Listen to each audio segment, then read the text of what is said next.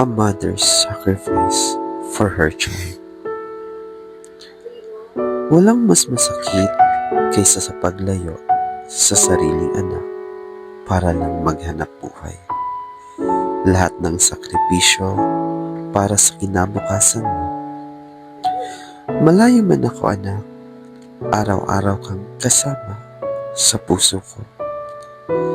Hindi ito pamamaalam, kundi pansamantalang paghiwalay para sa mas magandang bukas.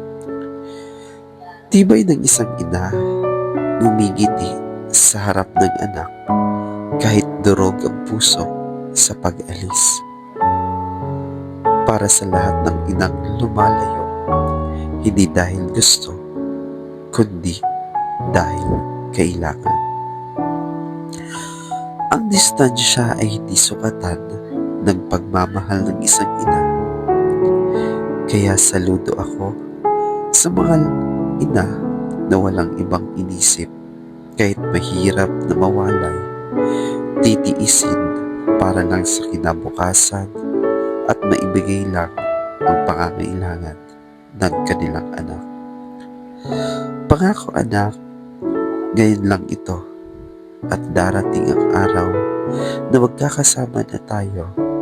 Hindi pa man ngayon, pero sa masusunod na bukas.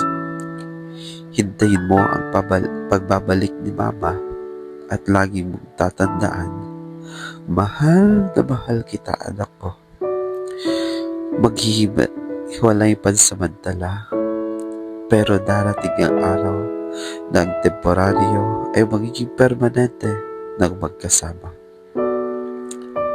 Hay mga kapako, itong video na ito ginawa ko hindi lang tribute ko sa ate ko at sa kanyang anak, bagkos sa mga magulang or ina na nalayo sa kanilang anak dahil sa kailangan, hindi dahil sa kagustuhan.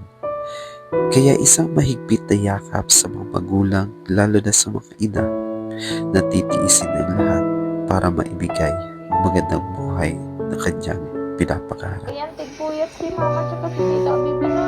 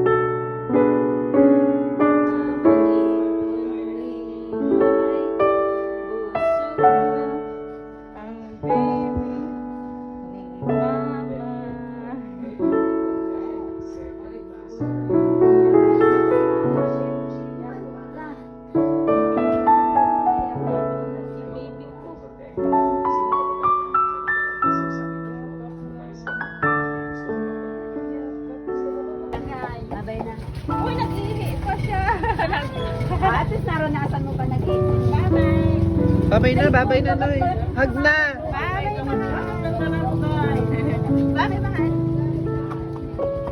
Ingat. Ingat eh. Ingat eh. Baka ilayo. Ano mo, Noy? Ingat ka. Babay na, Mama. Ingat. Bye-bye, Bye-bye. mama. Bye-bye na kay mama. Bless na kay mama. Yan.